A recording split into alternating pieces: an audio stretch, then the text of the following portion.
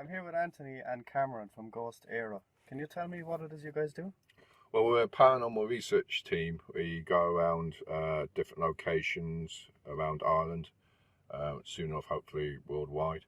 Uh, we seek the truth with the history, which may be, we might know bits of the history there, but we try and link off it or to it. Some locations we go to, historical locations, we might know the history, so we try and ask specific questions, detailed questions, do detailed experiments, and try and see if there's any significance towards the afterlife. Now, we go in the frame of mind that we know that a location is haunted. We already know that there's an afterlife. So that beats one problem that we go in knowing that there is. And so it makes it easier for any energies in the other realm to come forward and talk to us.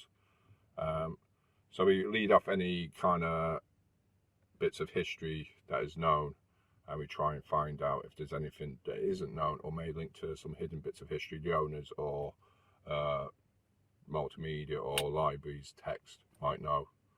We can come back to that then as well.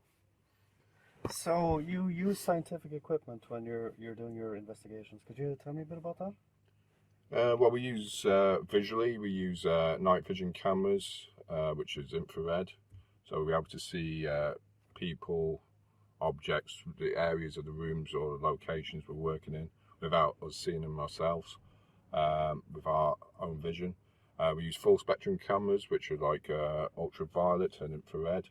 So we can either scale of the human visual spectrum to see if there's any spirits that we might be able to catch visually. Now, it's very difficult. I would say it's very, like, looking at probably less than 1% chance of seeing something like that, because the human eye, the colour spectrum that we see is very short compared to what we could actually see. We use audio equipment, so we use which is mainly we listen out for EVPs, which is electronic voice phenomenon. So we listen out for knocks, voices, sighs, breathing, sentences that maybe spirits might be able to say. It's like fishing. At the end of the investigation, that's when actually more detail we have to go into and look into more, analyse more into what is a reply or a comment that's been said by a spirit. So we go more into detail at the end of the investigation. So we use different types of temperature gauges, measuring temperatures, thermal imaging cameras, measuring heat within a person or surroundings, which you can't see visually. We use spiritual equipment like pendulums, dowsing rods, which would be type of dowsing, divination, scrying, looking into mirrors, automatic writing, which is likely having your hand over a pen and lightly draw. Let's see what the spirit's supposed to control your body, maybe the central nervous system, and try and control and see what pattern it can make or symbol. We do Ouija board. We're probably one of the only teams that do it on it. We are the only team in Ireland that do it on a consistent level. So we have a set number of questions where we ask specific questions to see if the spirit can come forward. Now we're in different locations. We ask specific type of spirit to come forward. So I would say if it was a workhouse, we ask for people in authority to come forward. Then we might come later to the people, the paupers that may have worked at the location. So we ask them to come forward first, and then block out those that we don't want to come forward, but we come back to them later. We use all types of weird gadgets. We do all types of weird experiments. Next investigation, we might be submerged in water, so so it might be a bit different there. We've been hanging upside down and shocking ourselves recently, so we do all types of weird experiments, but mainly the experiments have a link towards more detail a link to us as a person, as a human being, towards the afterlife, or a link towards the history. Like one experiment we use is occupation cards, which is different jobs, old jobs in medieval wording, medieval meaning. So we use which have pictures of different trades, so we see what kind of trade the spirit was, what types of trades happened in a location, what type of trade was most profitable, most dangerous. So we find out more detail about what happened at the location. So in terms of evidence, what have you found in terms of like sounds and pictures and Pictures, we probably, like during an investigation, we go in believing and all that, so we can be skeptic after the investigation. That's when we look back on pictures, audio and visual footage there. Pictures, I wouldn't say we've caught real concrete evidence there, but you know, a normal person walking down the road could be a ghost. We don't know what kind of makeup or genetic makeup a ghost is there. We found out more recently that we're getting a lot more voices coming over. Maybe it's because we're doing it a specific way, that we're asking for certain spirits to come forward. We're doing it in a right mental frame of mind, clearing our heads, and asking the proper questions and before we meet up for an investigation, we go through a line of questions that might be significant to the place. So I don't think we've seen them. We've definitely heard them. Sometimes we smell them or taste them, or we definitely feel them. Like you get the certain smells that might come in. That's very rare. You get the feelings of touches and all that there. Like we do the Ouija board. You know, people say some teams around Ireland are now blindfolding participants to see if it works. But then again, I think the spirit needs to use your eyes to see the movement of the glass or to come forward. We're thinking it that way anyway. Cameron might have another different view. Different team members might have a different point of view there. But like batteries needed for scientific purposes. If you want to go and use a meter, a temperature gauge, or a K2 meter, which is an EMF meter, without any batteries, that'd be just the same as you being blindfolded using a Ouija board. So if a ghost can manipulate you through eyes being blindfolded, then it can manipulate batteries not being in a meter. But I'd say we're getting, I wouldn't say closer. In some ways, I'm glad that we don't find them. Because if we did meet a ghost tomorrow, then I suppose there was a big world find that we can see ghosts, or there's some way that we can speak to them or see them more, and more like us, then the job of ghost hunting is gone. You know, so yeah. So what has been your scariest experience or the scariest place you've been to while you've been ghost hunting? I suppose the scariest place. Scariest place. I'll probably, like we did an exorcism, which is the first time I admitted to the media there a few years ago there, that we've done an exorcism there, and I think the exorcism wasn't a good idea, and we learned from that there.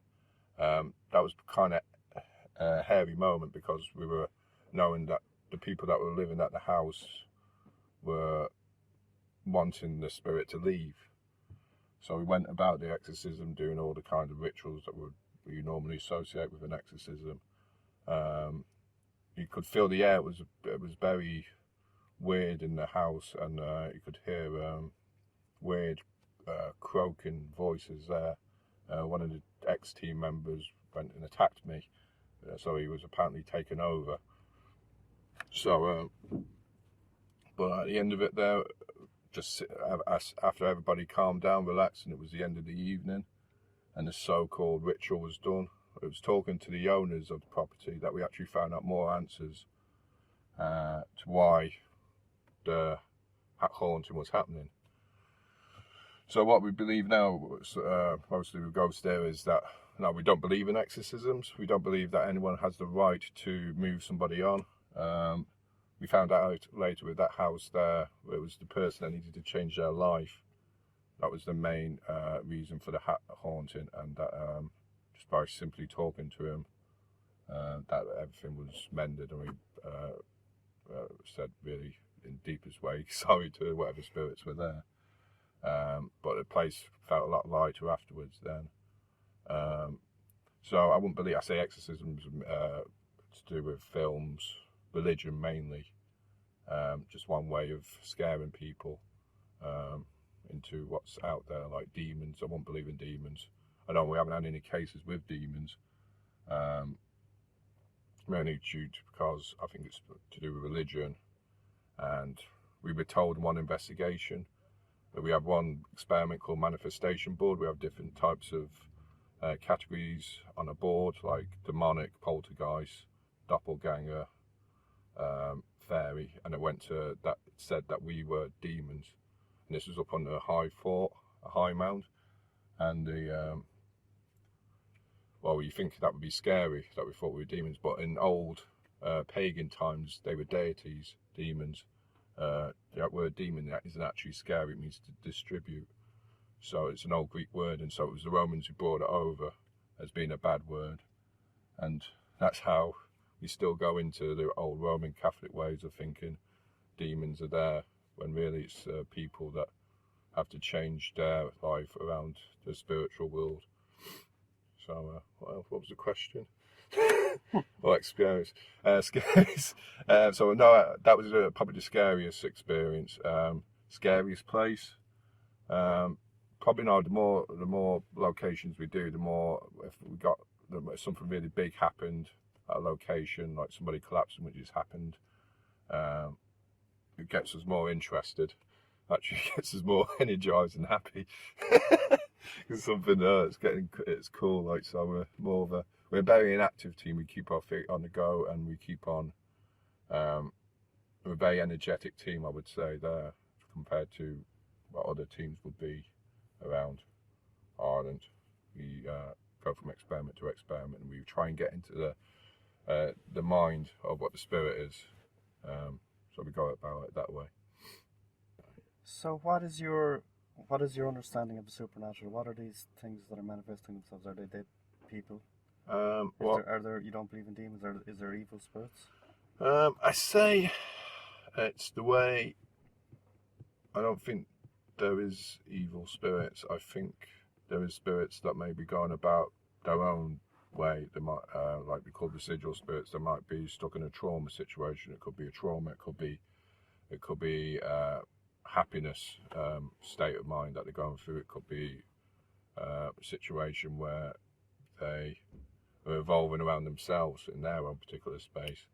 I don't think what I think myself, Anthony. I think that there is another realm, there is another dimension. I don't necessarily believe in heaven and hell.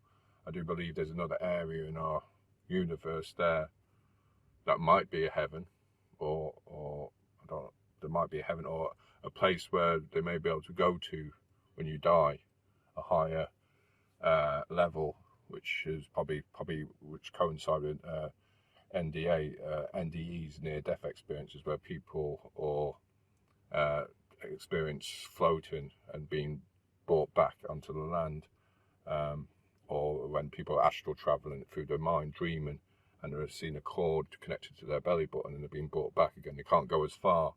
If they went and that far, they go into this other place in space. But I do think there's another realm there. Like recently, my own theory is that the reason why we see spirits or hear them at night is because there's 3 dimensions: length, breadth, width, and the 4th dimension is time, which is measured by speed and distance. And so speed and distance, you get light years. But the further you go away, that's how far we've got to the 4th dimension. So light years, we're told to go towards the light by Jesus. Light absorbs energy. Oh, sorry, white light reflects it back, so you don't get the energy. So the darkness, the blackness absorbs it, and so that's how we get more supernatural things happening in the darkness or night time.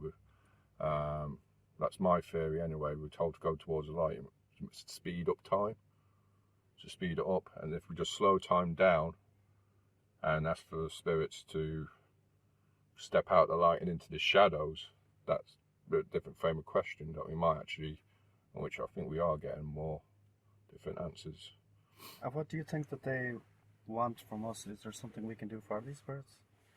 What we can do for them, I think we can just understand them more and put our beliefs, religious beliefs, to the side and just think where they are. Do you think they're trapped in some way?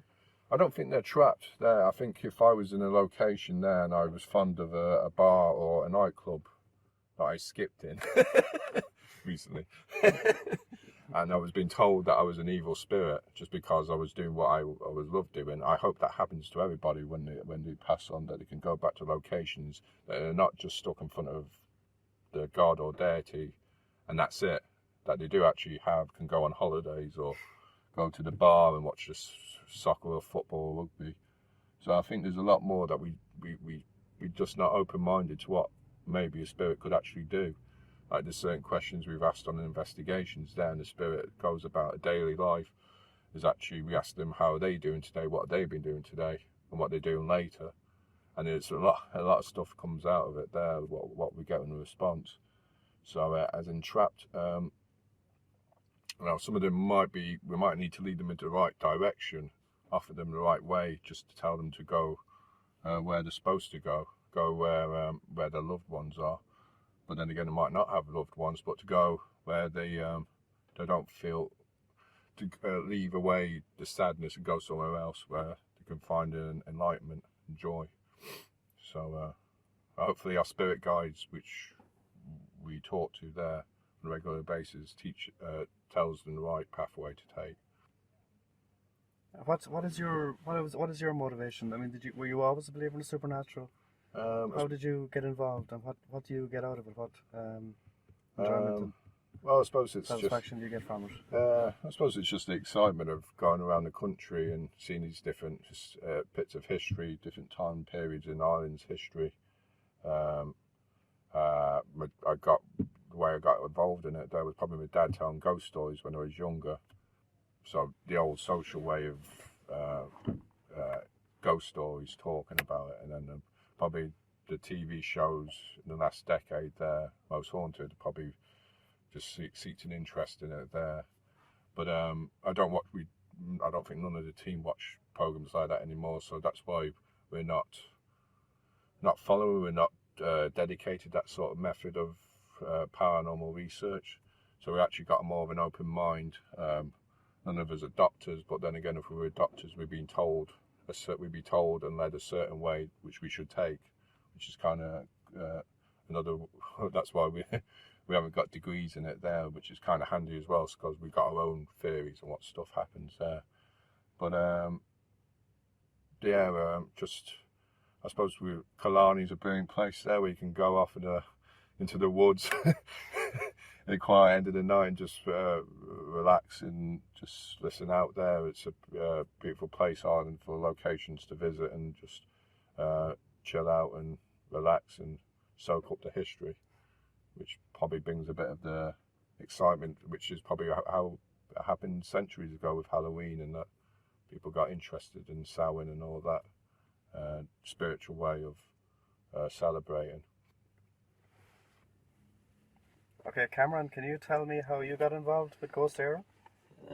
Initially, first got involved was I was doing a bit of writing myself before I knew of GhostÉire, and I knew Anthony before from rugby in school and stuff, and just messaged him and told him I was doing a bit of writing about the paranormal and ghost stories, local ghost stories, history and that kind of thing, and he invited me down to Ross Castle in Killarney, and went through all the stuff with me and to kind of try and help me for what I was writing, and spent a couple of hours at it. And then a few months later, he got in touch with me asking me would I like to come along, and I went along, and I really enjoyed it. And since then I've been at it now. So it's been nearly 3 years I've been doing it with GhostÉire. So. And what has been your scariest experience? My scariest experience. I've never been particularly scared at any stage. I must admit. It's more of a thrill, a kind of adrenaline rush, than anything. In the early days when I was with the team, I was new to it. We visited Loftus Hall in Wexford there on the Loop Head, and I was still new to it. I didn't understand or thought I understood it as much as I do now. So it was slightly different then, and to go with the stories I have there of the devil and that kind of thing. And when I was there, I got involved with one of the lone vigils, so I was actually separated from the group on purpose on my own in a room, and it was one of my first time being alone in a place like that, and that was where I had the biggest thrill since I've been doing it. There was nothing particularly outstanding happened. There was a few noises in the room and stuff, but just being new to it before I understood what was going on, it was quite scary there. So no, I've been there, but I've been back there since, and it's half as bad.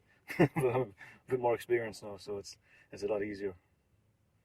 So you were saying you believe in the kind of the science of the paranormal. Could you explain a bit more about that? Sure. Yeah. What I believe it is, it's a science, like the other sciences we have on Earth. I believe that what it is that these are energies of former living people, that have, for whatever reason haven't moved on. They haven't dissipated. Energy is still there. It's still intelligent energy after the person dies, and I believe that they live on the same plane of reality as we do. That they're living amongst us. I just don't think that we're able to see them for whatever reason. So I don't believe that they're from another dimension, or there are other dimensions. I believe that they're amongst us, always are, always will be. And for whatever reason, we don't know yet. There hasn't been enough scientific research into what it is and how it works. So it's just one of those things that I think maybe another 100 years, maybe 200 years, it might be a bit more understood. But you know, if you asked someone a couple of 100 years ago about the science that we know now, they'd be just as baffling for them to understand about, you know, things like medical research and stuff. For what we know, what we may find out about the paranormal in the future, could be a similar kind of contrast. You know, so that's what I think it is. It's just part of this world. It's just a natural thing, an energy thing. But is it something that's makes you optimistic or pessimistic? I mean, when you die, are you worried about what's going to happen to you?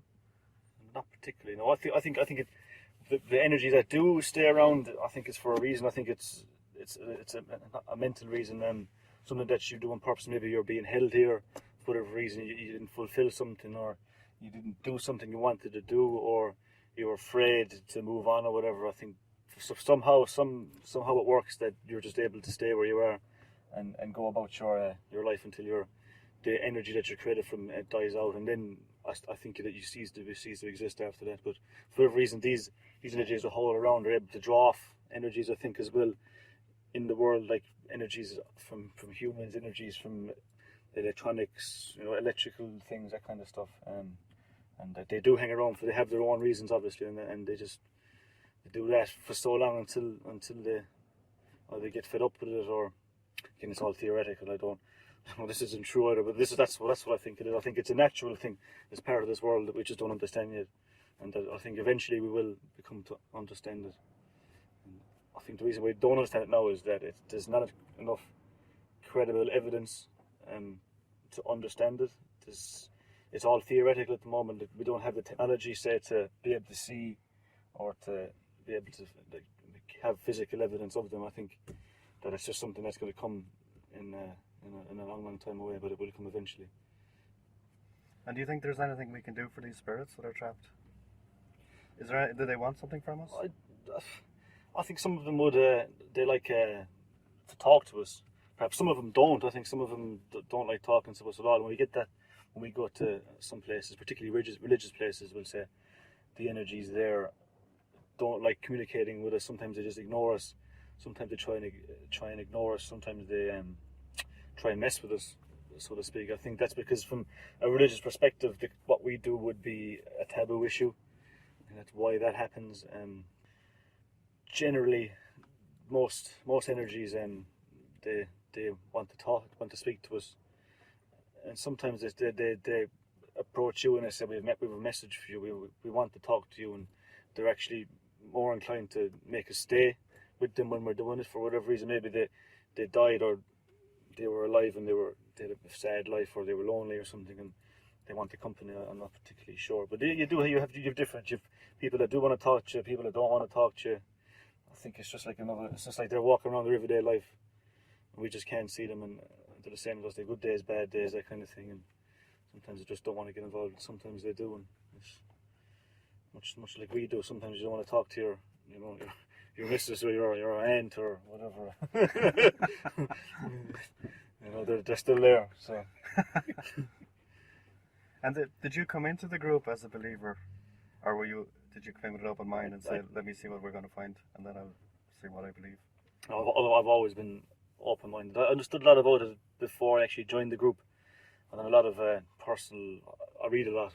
I studied English there in college, and literature, and it's one of the things that came across years ago that interested me, and I just read about it. And that's why I think I wanted to write about it, in particular paranormal and ghost stories and stuff, which obviously got me in contact with Anthony there. But since I joined the group, I've learned a lot more about the spiritual side of it and the hands-on side of it. Before, it was just knowledge from books, just out of pure interest. I read a lot of things, and that's one of the things that I became really interested in. And once I started doing it, I just haven't stopped since now. So it's been nearly 3 years and going strong. Particularly when I do it, the most interesting thing for me is the historical side of it.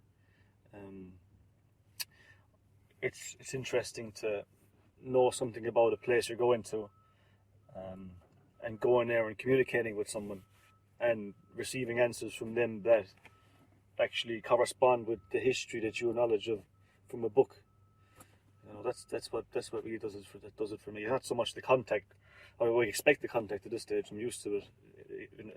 Expect to actually talk to someone. It's the evidence that it proves that the person or the energy we're talking to is intelligent. It's telling me something that I'm after reading in a book.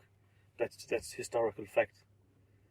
So that's what does it for me, is when we find corresponding answers into what we're looking into. But how is that not scary though?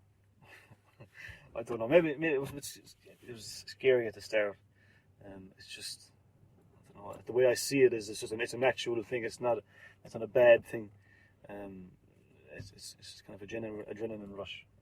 Like you might say to a guy that's bungee jumping that that's scary, but he's done it so many times. It's just the adrenaline rush now for him to jumping off the bridge or whatever. So that's the way it is for me at the moment. It's interesting. It's just it's an intellectual thing. So is there anything that the two of you would like to jump in on, or anything we haven't covered? I'd encourage people to get involved in it. Not so much take it up as a pastime or anything, but actually be a bit more open-minded towards it.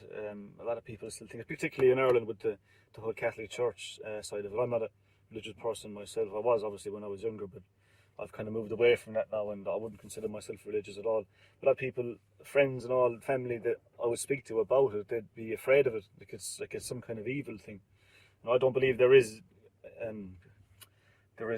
like demons and all this evil stuff that goes with it. I believe that you have good and you have bad energies, like positive, negative. Like a good person in life is going to be a good energy, energy when they pass over, or a bad person is going to be negative or mischievous when they pass over. I don't believe that there are evil demons and all this kind of stuff. I don't think that exists. I've never been given reason to think that would exist either over the years of doing it. So I've just encouraged people to, if you ever get the opportunity to get involved in it, give it a go, because it's really interesting. Should I give the details, the website, or? You can do, yeah. So GhostÉire can be found on www.ghostére.net. We're also on Facebook as GhostÉire and on Twitter as GhostÉire Paranormal. We do have a YouTube channel. We have a few videos up, but most of our footage and our investigation stuff will be put into books. And we have a book out at the moment called The Rising of Haunted Ireland, which is 13 locations around Ireland with a DVD, 90 minutes DVD, clips of the 13 locations. And so it covers places like Dungara Castle in County Galway, Hookhead Lighthouse in Wexford, Whitlow Jail in Whitlow.